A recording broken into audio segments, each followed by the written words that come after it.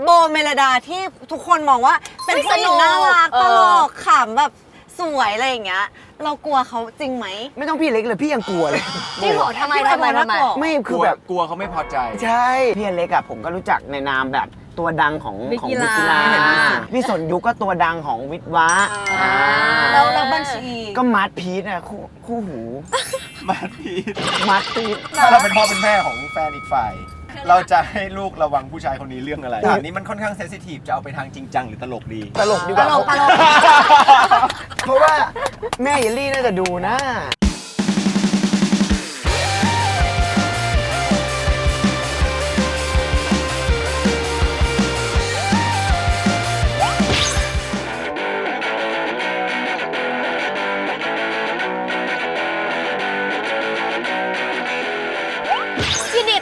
สู่คาราคาซังขึ้นรถมาจะพาไปเคลียร์ยินดีต้อนรับคุณอเล็กค่ะผมเลยพี่คือจริงๆแล้วปกติดีมอยู่ไหนไอดีมพวกหนูเป็นเดวิลไงทีเนี้ยเดวิลบางตัวก็คือขึ้นมาจากนรกแล้วบางตัวยังไม่ขึ้นมากำลัง on the way อยู่ coming คือพี่ได้ยินว่าไอ้พวกหนูต้องเป็นเดวิลเพราะว่าแบบจะเป็นคนที่คอยป้ายสีเขาเรียกว่าอะไรนะเขาเรียกว่าชงให้ทะเลาะกันเสี่ยมพี่บอกเลยว่าพี่กับไอ้อีกตัวหนึ่งเนี่ยไม่ต้องมีพวกหนูก็ได้จริงเหรอทะเลาะกันอยู่แล้วเหรอใช่พี่ไม่ชอบแบบหนึ่งพี่บอกทำมันไม่ชอบเขาบอกว่าพี่ติดคนนี้มากเลยใครบอกดูไปทำการบ้านมาไม่แน่ใจไม่รู้ว่าการบ้านนี้มาจากใครแต่มีคนบอกว่าพี่อเล็กตัวติดเขาเลยคือแบบเขาไม่ทำอะไรก็ขอไปด้วยจริงไหมมันนั่นแหละมันนี่แหละล่าสุดมันเพิ่งไลน์มาพี่ไม่ให้เวลาผมเลยพี่ไม่เจอผมเลยไม่เจอกันนานเกินไปแล้วนะเอางี้ขอความสัตย์จริงพี่ว่าเขาติดพี่มากกว่าหรือพี่ติดเขามากกว่าเรียกว่าอยู่ด้วยกันแล้วมันสนุกดีพี่แต่แบบนึงนะพี่เหมือนพี่น้องกันมากพี่เห็นยังนี่คือพี่ตอนพี่เหมือนมากคือมีคนบอกว่าพวกพี่หน้าเหมือนกันหลายคนปะแต่มีบอกหลายคนแต่ว่าพี่คิดว่าใครหลอกกว่ามันก็เห็นกันชัดอยู่เห็นกันชัดๆอยู่แล้วยังไงอะเห็นกันชัดๆอยู่แล้วยังไงบ้างพี่ว่าพี่หลอกเอางี้พี่ว่าพี่มีเสน่ห์กว่าม้าจุฑาวุฒิยังไงในเรื่องไหนม้ามันดูไม่โตอ่ะมันดูเอาจริงมันด้วยความที่มันตัวเล็กหน้ามันเด็กเนาะมันก็เลยดูไม่โตแต่พฤติกรรมมันก็ดูไม่โตด้วยเหมือนกันหรอเช่นยังไงเรื่องที่รู้สึกว่าเฮ้ยทำไมมึงเด็กจังวะในความคิดพี่คือเมื่อก่อนพี่ก็คล้ายมันนะคือแบบชอบเอาชนะอะไรเงี้ยแต่ทุกวันนี้พี่ก็เริ่มเบาแล้วอ่ะเบาแล้วแต่ม้าไม่จำเป็นแล้วใช่แต่ม้ามันยังไม่หยุดอ่ะคือเขาเลือดอยากเป็นนักสู้เยอะถูกไหมคือพี่ว่ามันมีปมอะไรอย่าง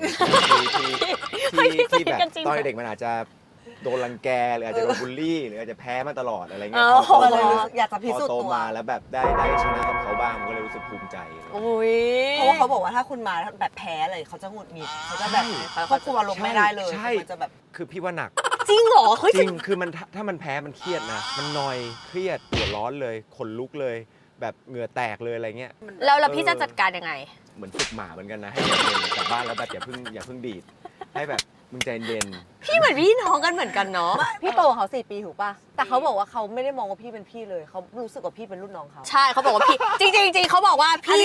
พี่ดูเด็กกว่าเขาแล้วเขามันเหมือนเป็นคนที่แบบว่าจริงๆพี่มาติดเขาเดี๋ยวมาถามเขากันดีกว่าเอางี้นะกูว่า2 คนนี้ต้องให้เถียงกันพี่บอกรายการนี้จริงช่วงวัดความซีจะให้ก้อยนัตตี้ดรีม1 คนและแขกรับเชิญอีก1 คนลองเผยฝีปากกันคนละ1 ประโยคผ่านไมค์แปลงเสียงนอกรถเพื่อเช็คว่าคนในรถเนี่ยจะรู้หรือไม่ว่าประโยคไหนเป็นเพื่อนซีของเรามิชชั่นแรกนะคะเราจะทายว่าเสียงไหนเนี่ยคือเสียงของมาร์ชจุฑาวุฒิโจทย์ข้อแรกคือถ้าไปดับเบิลเดทด้วยกันอเล็กโบมาร์ชเยลลี่แล้วคุณมาร์ชเนี่ยเขาเกิดตดขึ้นมากลางโต๊ะอาหารคุณมาจะอุทานว่าพี่พูดก่อนเลยพี่รู้เลยว่ามาจะอุทานว่าอะไรจริงเหรอหนูให้พี่พูดอุ้ยนะ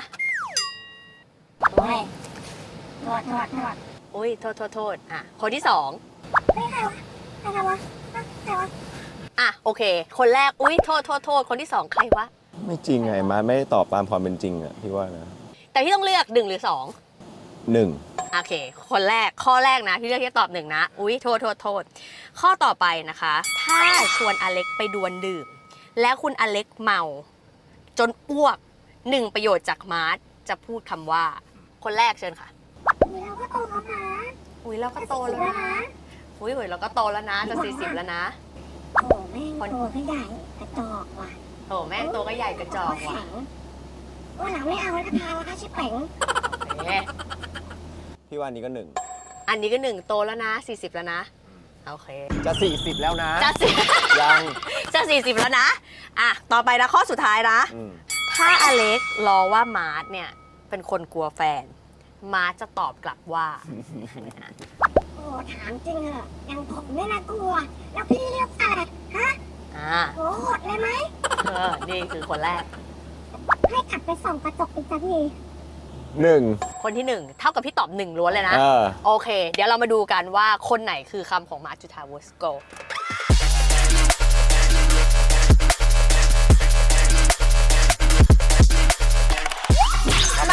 มาค่ะยินดีต้อนรับคุณมาร์ทจุฑาวุฒิมา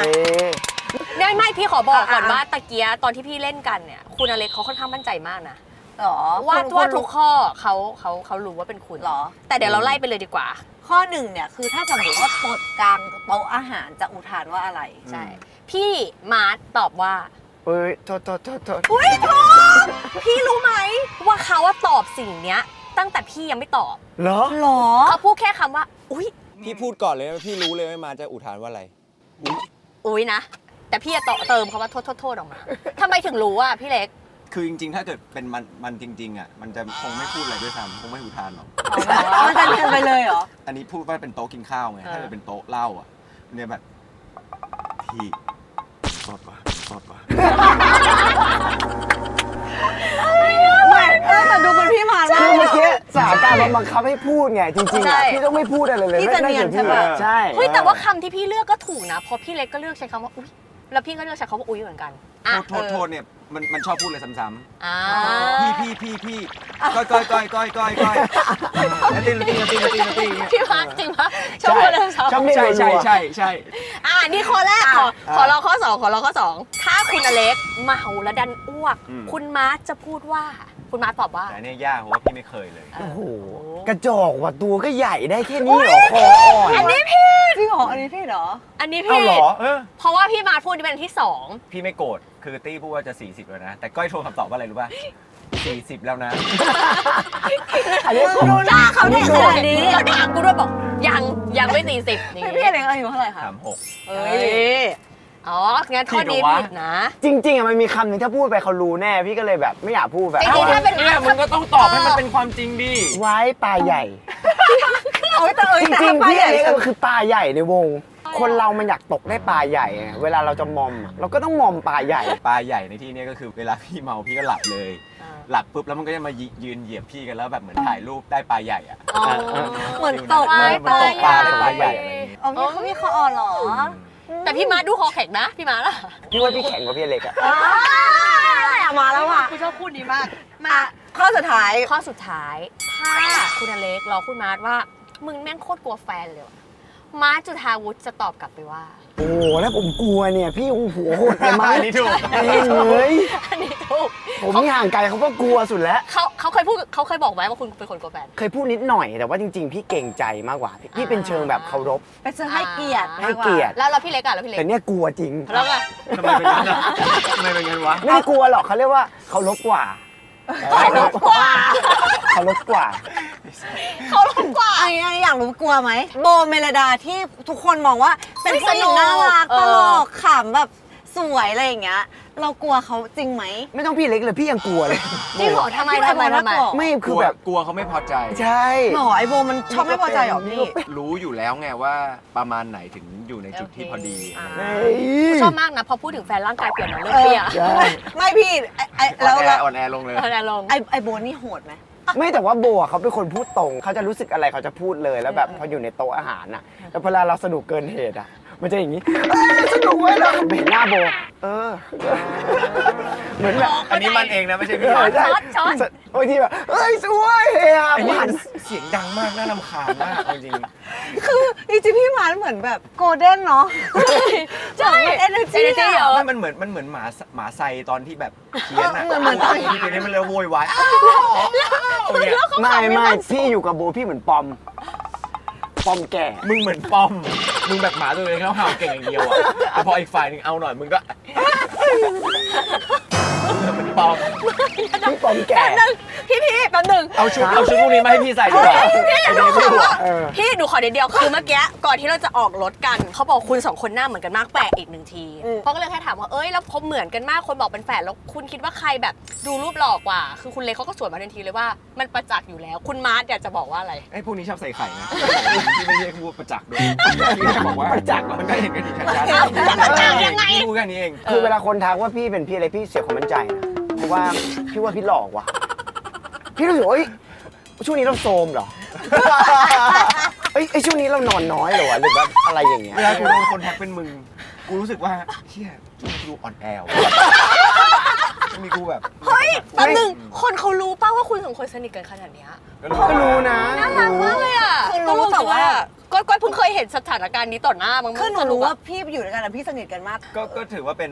คนในวงการที่สนิทพี่เพื่อนในวงการน้อยเพื่อนในวงการพี่ก็จะมีแบบพี่บอยพี่เกย์พวกนี้ใช่ไหมแล้วมีมาร์ทหมดละ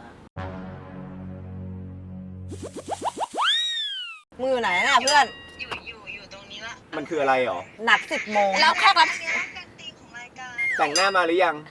มาแต่งแล้วแต่งแบบเบา นี่อยู่คันหน้าแล้วอยู่ข้างหน้าแล้ว โอเคแม่ โอเค ขึ้น โอ มา เคเจอกั จ้าน ครับ มาแล้วไอเดวิลดีม ครบแล้วนะคะ มาพี่มีอะไรต้องการจะคุยกับเดวิลหนูไหมฮะ ไม่มี เมื่อกี้อัดไปหมดแล้วค่ะ เขาคุยเรียบร้อยเขาบอก พี่คิดว่าคนที่มาสายหรือว่าคนที่ทำอะไรผิด หรือว่าสร้างความเดือดร้อนให้ส่วนรวมเนี่ยเขารู้ตัวเอง เขารู้เลยนะเขาไม่ทำ มันสำคัญว่าหลังจากนี้เขาจะปรับปรุงหรือเปล่า หนูเนี่ย ไม่ค่อยมา ตะโกนทำไมตะโกนใส่หูทำไม อันนี้มันเป็นคนเจ้าตะโกนใส่หูมาเริ่มมิชชั่นแรกเลยได้เวลาออกรถแล้วค่ะพี่ๆที่ด้านหลังของเรา อันนี้มิชชั่นที่ 2แล้ว ช่วงขึ้นสังเวียน เราจะมีโหลคำถามให้ทั้งสองคนได้เผากัน ผ่านคำถามที่เตรียมเอาไว้ให้ ระหว่างที่ทำการแบทเทิลถ้าต้องการให้อีกฝ่ายหยุดพูด เราสามารถยกป้ายมิวได้ทันที แต่ละคนจะมีสิทธิ์มิวได้คนละ1 ครั้ง เชิญพี่ๆนะคะหยิบโจทย์เลยค่ะ พี่เลือกปลายทางได้แบบว่าไปไหน ได้เอาดิ พี่จะไปไหนอะ ยังไม่เสียเที่ยวอ่ะ อ่ะมาข้อแรก คนมาออกรายการเนี้ยส่วนใหญ่จะรักกันมากขึ้นปะ ใช่ จริงเหรอ นี่เรื่องจริง มันเหมือนแบบอะไรที่เราเคยติดใจกันไว้เราได้เคลียร์กันวันนี้ อ๋อเหรอ เทปแรกคือพี่เจแปนกับพี่เติ้ลเขาเป็นบุฟเฟ่ต์กันมานานใช่ไหม อ่า แล้วเขาก็เลยพูดว่าจริงๆเราเคยติดใจอะไรกันบ้างเขาพูดเลย มีอะไรคาใจหรือเปล่า เขาร้องไห้เลย อ่ะสมมุติว่าพี่รีเควสแขกมาออกได้ไหม ได้ ได้อะพี่อยากออก พี่อยากเคลียร์ใคร พี่อยากเคลียร์ใคร เยลลี่น่าจะมีอะไรจากไม่ หรอจะไม่พอตอนเนี้ย พี่มาร์ทคือก้าวกับวีเคยมาออกแล้ว ใช่ อ๋อ เราก็ทะเลาะกันบนรถ ใช่ใช่พวกหนูอะก็เลยมีอันเนี้ยไว้ข้างหน้าเพื่อบอกว่าไอ้หยุดก่อนเรื่องผ่านไปจริงๆจริง ไม่แต่ว่าสรุปจบรายการอ่ะก็ รักกันมากขึ้น คือจริงๆรายการเนี้ยเรามีขึ้นเพื่อให้ทุกคนสุดท้ายรักกันมากขึ้นนั่นแหละ เริ่มกลัวแล้ว อ่านโจทย์มาเลยค่ะ คิดยังไงกับคำว่าความจริงใจในวงการบันเทิง เป็นคำถามเชิงลึก แล้วก็อีกฝ่ายเนี่ยมีคำนี้อยู่ในตัวมากน้อยแค่ไหนขออนุญาตเพิ่มเติมคำต อ๋ อ อ บไป ข้อนี้แม่งเป็นคำถามที่เชื่อถือพวกเราฮะ กูชอบพี่เขามาก จริงๆ ความจริงใจในวงการบันเทิงมันหาได้ง่ายนะสำหรับพี่คือไม่ยากนะจริงๆ เราให้ความจริงใจไปก่อน แล้วมันก็จะกลับมาเองแล้วก็ปากเขาเหมือนจะแบบหมาๆหน่อยนะ แต่ว่าทุกครั้งที่เขาพูดอะ สัตว์ไอ้ปากสุภาพ เอ้ยปา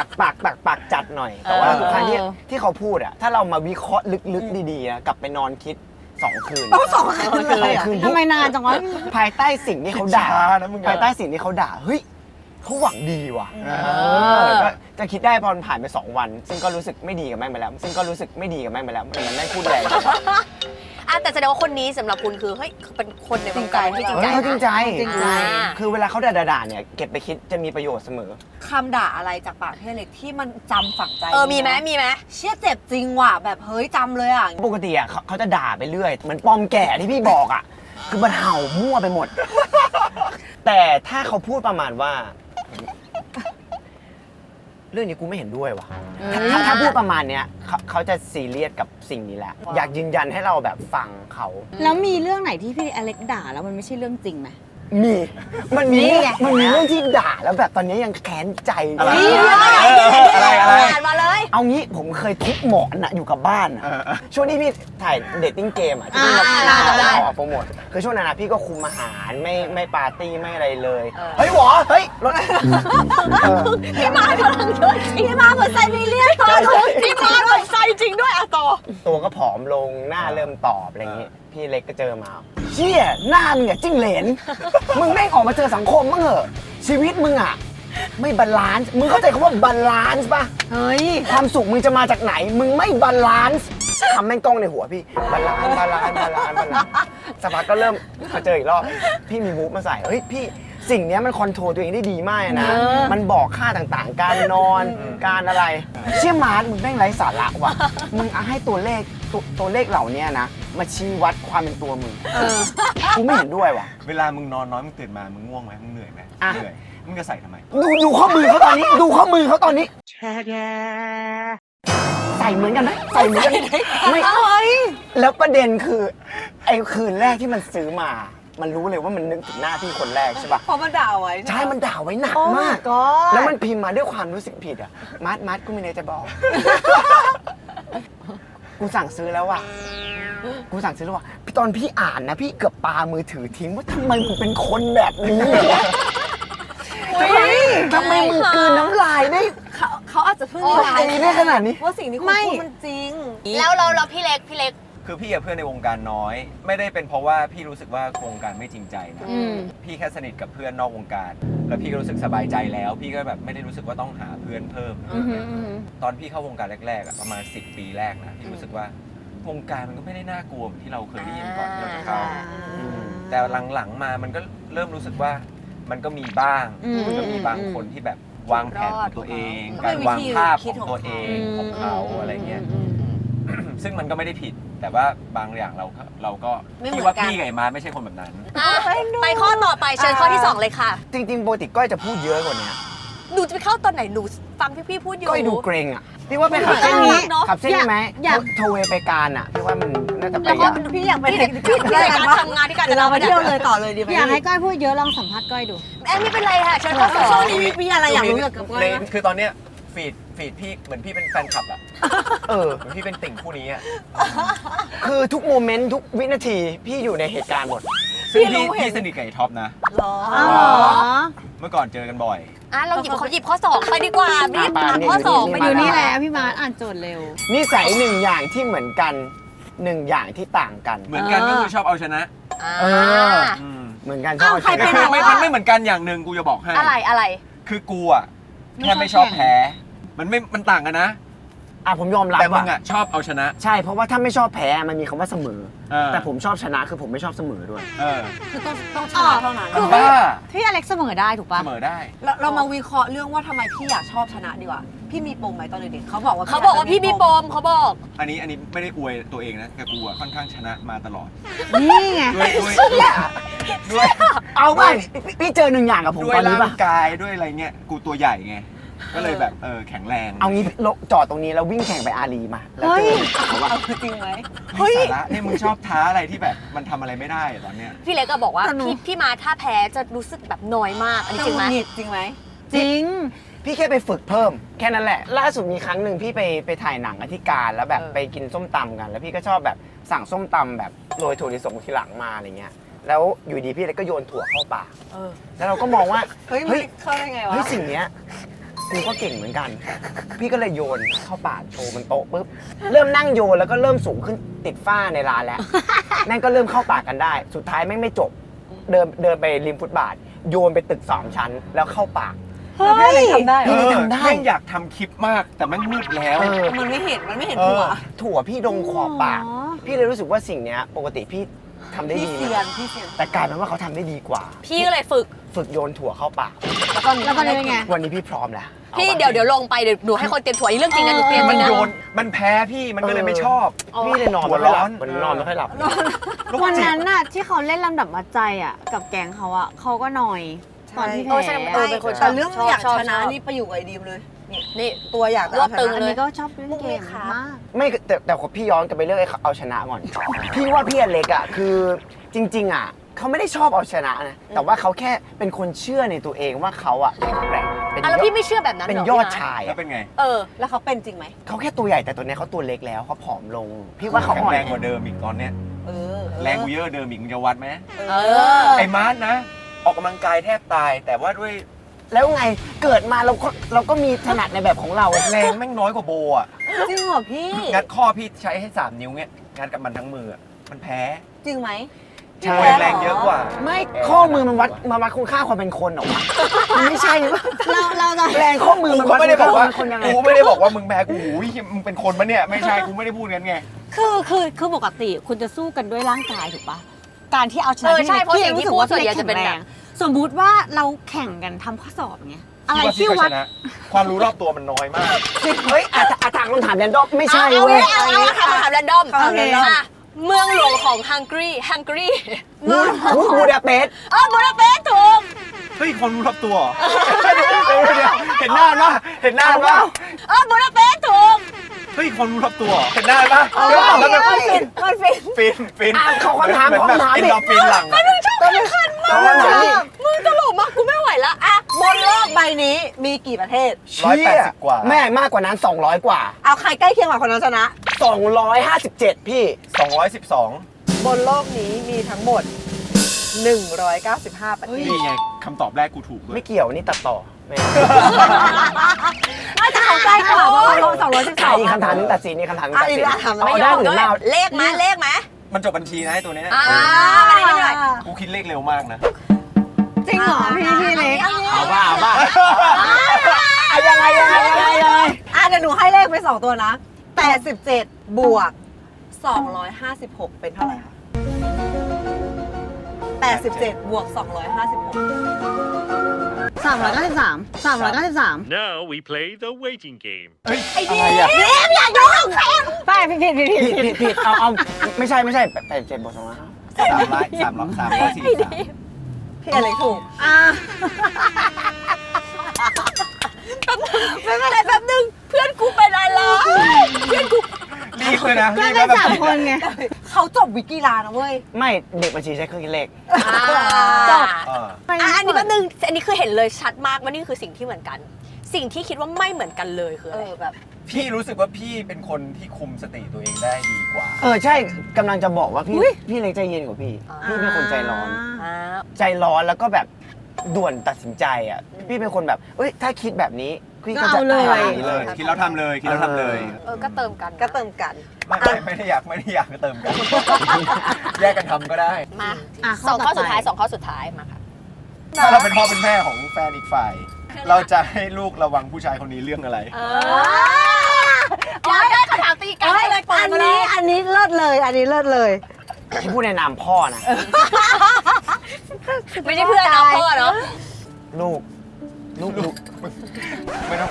คือโจทย์อะโจทย์แค่ตอบมึงไม่ต้องแสดงบทบาทสูง แต่ว่ากูอยาก ลูกดูรอยยิ้มของผู้ชายคนนี้ดีๆนะภายใต้รอยยิ้มที่มีรักยิ้มนั้นพ่อว่ามันไม่น่าไว้ใจ ยังไงอย่า ไม่ในฐานะเขาเป็นพ่อมันต้องเตือนเพื่อตั้งคำถามให้ลูกสาวคิดต่ออยู่แล้วเขาอาจจะแบบน่าไว้ใจก็ได้ แต่ว่าถ้าพี่เป็นพ่อวันหนึ่งพี่ก็อาจจะแบบมีคำถาม ให้ระวังตัว ให้ระวังตัวไว้ ส่วนเป็นแม่ พวกมึงยังเป็นทั้งพ่อทั้งแม่เลยเหรอ โอเคเป็นแม่เป็นแม่ ลูกแม่ว่าเขาหล่อดีนะลูกนะ แล้วก็เรา เขาก็น่าจะดูแลเราได้นะโตเขาใหญ่ก็โอเค แต่ว่าก็ดูเขาไปให้เวลาเป็นเครื่องพิสูจน์ แสดงว่าไม่มีเรื่องอะไรที่น่าเป็นห่วงเป็นพิเศษ พี่ว่าพี่อเล็กคือเป็นผู้ชายที่ค่อนข้างแบบเป็นคอนเซปต์ที่ดีนะคือ คอนเซ็ปต์ แบบเขาจะน่ารักกับแฟนอ่ะ มึงด่ากูเหอะอย่าชมไม่เอาคนลุก ไม่เอาผมพูดจริงๆให้ด่า อ๋อ เขาละ โอเควันนั้นนะ วันหนึ่งขนาด ไม่คือเขาอะค่อนข้างใส่ใจ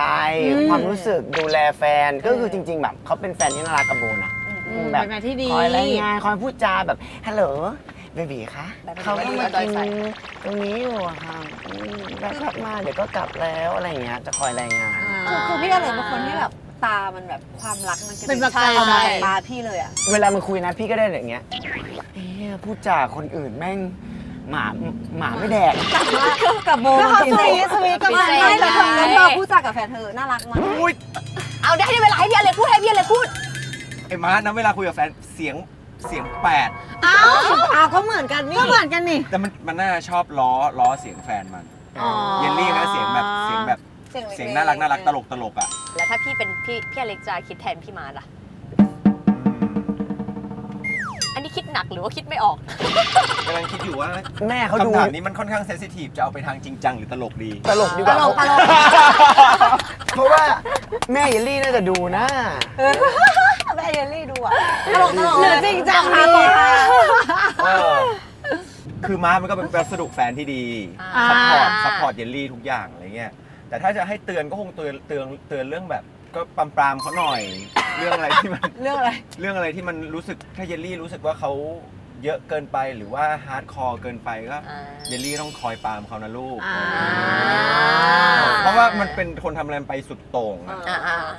ไม่ว่าจะเรื่องอะไรก็ตาม ก็คือ คำว่าอะไรนะบาลานซ์ใช่ไหมบาลานซ์ บาลานซ์อย่าให้ตัวเลขมาชี้วัดค่าความเป็นเรา แค้นโอเคชัดเจนโอเค ข้อสุดท้ายแล้วค่ะข้อสุดท้าย ถ้ามีประกวดดาวเดือนหาคนที่หล่อที่สุดในจุฬาคิดว่าอีกฝ่ายจะใช้ความสามารถพิเศษอะไรเป็นมัดใจกรรมการคือหล่อทั้ง คือ คู่ อัน แล้ นี้ ว ทีมงานโทรมาสัมภาษณ์แล้วไอ้มาร์ทคือมันพี่ไม่เคยได้ยินคำนี้จากปากใครมาก่อนมันพูดว่ามันเป็นเดือนมหาลัยเดือนบัญชีไม่ใช่คือ ห มัน ล่อสุดในบัญชี ไม่ใช่มันจะมีแค่ตัวดังแต่ละคณะตัวท็อปมันไม่ใช่พูดอย่างนั้นหมายถึงว่ามึงพูดไงบอกว่ามันจะมีตัวดังแต่ละคณะพี่อเล็กอะผมก็รู้จักในนามแบบตัวดังของวิทยาไม่เห็นรู้สึกกูไม่รู้สึกเลยพี่สนยุคก็ตัวดังของวิทวะแล้วบัญชีก็มาร์ทพีทอะคู่หู มาร์ทพีทเตก็อยู่เศรษฐศาสตร์จะเอาคำถามพิเศษอะไรนิดนึงนะคิดว่าความสามารถอะไรของเขาที่จะพิชิตใจคนได้คนลองสู้กันหน่อยร้องเพลงไหมมึงอะเอาเปล่ามาร้องเพลงเพี้ยนหนูเคยเห็นคลิปพี่ร้องเพลงกับพี่พีเราจะรักภักดีร้อยชีวิตเอาใหม่เราจะรักภักดีพีคเลยหนูประทับใจนะหนูว่าพี่พยายามแล้วหนูว่าพี่ตั้งใจเลยอะแบบหมายถึงว่าพี่ทำได้ดีหนูวิเคราะห์ถูกแล้วพี่ตั้งใจละแม่งแอบแรงนะหนูว่าพี่พยายามแล้วแต่ได้แค่นั้นไม่แต่ว่าเอางี้หนูรู้สึกว่าเทปนั้นน่ารักมากคือหนูว่ารู้ว่าพี่แบบตั้งใจมากแล้วหนูก็รู้สึกว่าพี่ทำได้ดีจริงไอ้ที่พี่ร้องเพลงอะแม่กูว่าย้ำอีกรอบกูยิ่งรู้สึกไม่ดีเลยตอนนี้มึงไม่ใช่กูใช่ปั้นหน้ายังไงก็ไม่ดีขึ้นแล้วตอนนี้แต่หนูอธิบายคือหนูรู้สึกว่ามึงไม่ต้องอธิบายแต่กูว่าเขาร้องดีอันนี้ความรู้สึกกูเขาร้องดีแต่กูว่าถ้าเกิดมึงได้ไปประกวดเนี่ยคนที่หล่อสุดในจุฬากูว่ามึงควรหาอะไรสักอย่างที่มึงแบบทำได้ไม่ดีอ่ะรู้ตัวว่าทำได้ไม่ดีอ่ะทำไมอ่ะเพราะว่าคนจะเห็นมุมเก่งของมึงในรายการนู้นนี้ของมึงเองเยอะแยะอยู่แล้วมึงต้องอะไรที่มึงทำได้ไม่ดีเนี่ยแล้วไปพยายามให้คนเขาเห็นว่าถึงแม้ผมจะดูเก่งอยู่แล้วแต่ผมมีเรื่องที่ทำได้ไม่ดีนะครับคนเราล้วนไม่เหมือนกันคนเราล้วนมีสิ่งที่ไม่เหมือนกันไอ้แค่ลึกว่ะก็คือพลิกจริงผมแค่อยากให้ทุกคนมีความพยายามครับเฮ้ยหล่อว่ะไอ้เนี่ยคุณฉลาดนะไม่ตายไม่หล่อว่ะหล่อพี่แล้วพี่อเล็กทำอะไรดีพี่อเล็กเหรอกูเคยงัดข้อพี่แขใช่จริงๆอ่ะแล้วใครชนะพี่ชนะ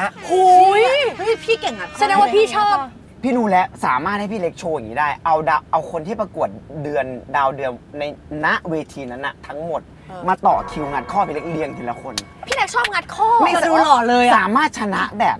น่าจะ20 คนติดได้พี่เล็กขอโทษนะพี่เล็กยกมือขึ้นมาหน่อยได้ป่ะคะแค่อยากเห็นข้อไม่ใหญ่ปกติใหญ่ไม่แต่มือใหญ่ถือว่าเป็นคนมือใหญ่ข้อมือไม่ใหญ่พูดเรื่องงัดข้อนี่นะมีวันหนึ่งคือพี่ก็กินข้าวอยู่ใช่ไหมแล้วแบบประมาณผ่านไป 2-3 ชั่วโมงก็ท้ากันเรื่องงัดข้อ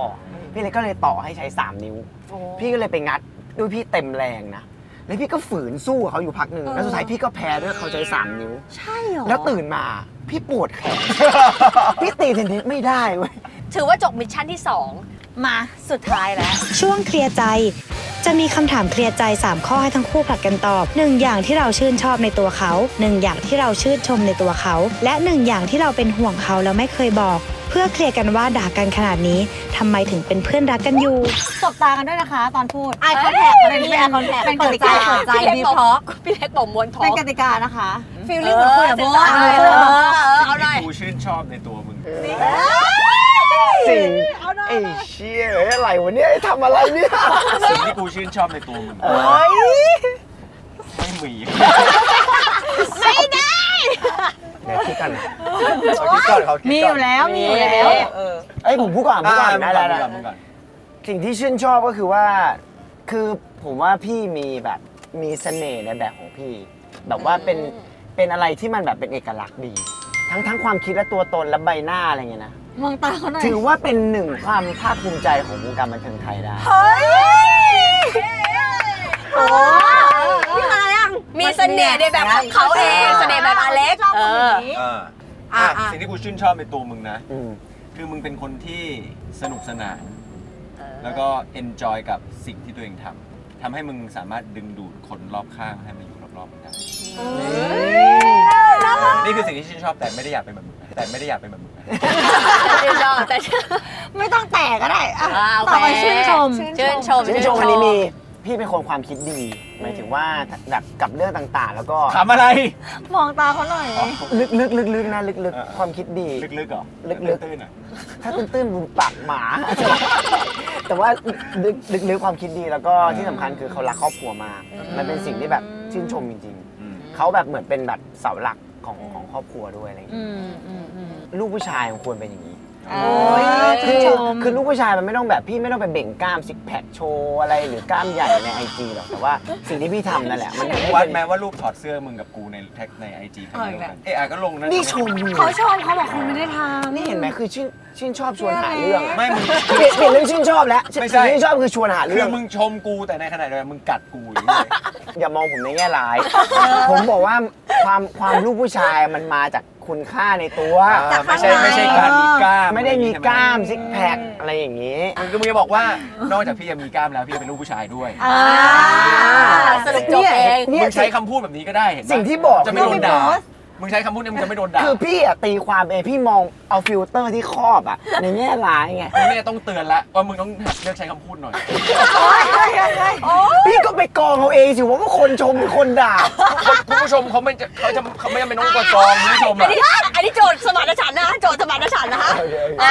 ชื่นชม ชื่นชม พี่อเล็ก ชื่นชมอะไร พี่มา พี่ว่ามันเป็นคนทำงานเก่ง แล้วก็รู้สึกว่าเป็นคนที่แบบไม่ชอบอยู่เฉยๆอ่ะซึ่งรู้สึกว่ามันเป็นข้อดีในการที่เราอยู่ทำงานอยู่ตรงนี้ ไม่ว่าจะเป็นทำฐานะนักแสดงในฐานะยูทูบเบอร์ในฐานะแบบคนทำมาหากินอ่ะมึงไม่ขี้เกียจมึงเป็นคนแบบขยันแล้วก็พยายามคิดอะไรใหม่ๆออกมาตลอดอย่างเงี้ยเมื่อกี้ชื่นชอบแต่ไม่อยากเป็นแบบนั้นแต่ชื่นชมเนี่ยคือกูอยากเป็นให้ได้แบบนี้ด้วย เอาจริงว่าสองคนนี้เขาไอ้นี่เขาลึกซึ้งนะ น่า เว้ รั ย กน่ารักมากไม่ชอบ มันมาจากใจอะเข้าใจป่ะ โอเคอ่ะสุด สุด ท้า ท้าย ยเป็นห่วง อะไรอีกคน รู้ว่ารายการเนี้ยตอนด่าไม่ยากเลยนะ ตอนชมกันไม่ ยากสัตว์ คืออาจจะเขินไงพี่อาจจะ เขิ เขิ น น เอาผู้ชาย2 คนมานั่งชมกัน เป็นห่วงมันต้องเป็นห่วง มันต้องเป็นห่วง เป็นห่วง แต่ว่ารักกันมากขึ้นเห็นไหม เป็นห่วงมีเยอะคือจริง ๆ อย่างหนึ่งที่แบบห่วงมาตลอดก็มีคำถามนะคือเขาเป็นคนใช้ร่างกายเยอะงานเยอะนอนดึกพักผ่อนน้อยแล้วก็ตื่นออกกำลังกายบางทีแบบมันฝืนร่างเกินไปแล้วก็แบบมันเหมือนไม่ได้พัก เวลา นั่นแหละ แต่ว่า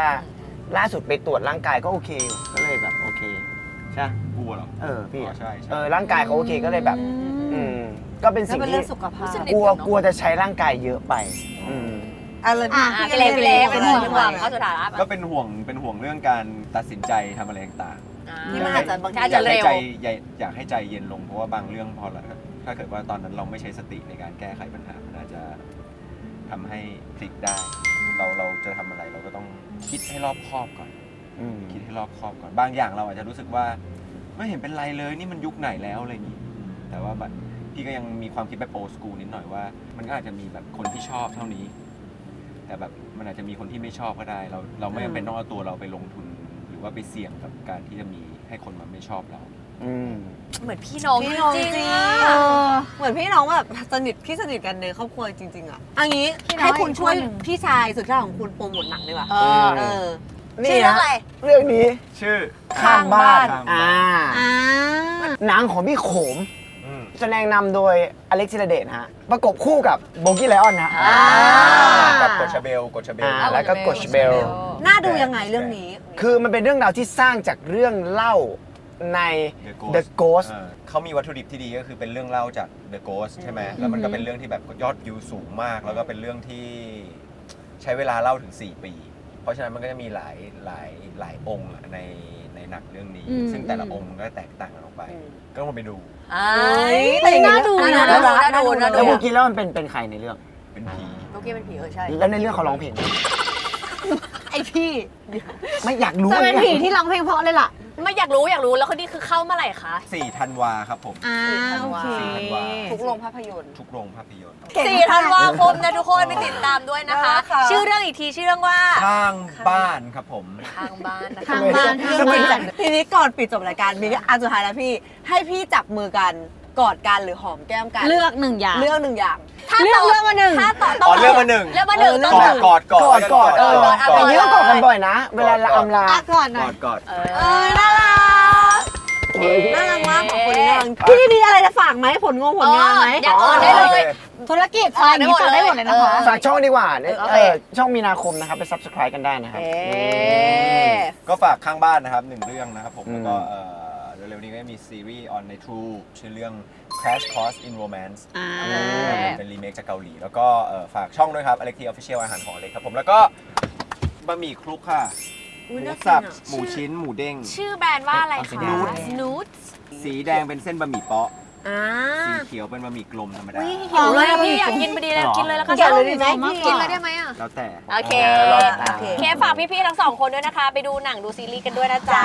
วันนี้ขอบคุณทุกคนมากนะคะ เดี๋ยวย้อนทัวร์ก่อน เดี๋ยวฝากคาราคาซังด้วยนะคะ ถ้าอยากให้ใครมาก็พิมพ์มา พิมพ์มาได้เลย โอเคบายเผื่ออยากมาเคลียร์กับคุณเยลลี่ก็ลองพิมพ์มานะคะ บายโบนะคะ บายโบนะคะ ได้หมดทั้งสองคู่ บ๊ายบาย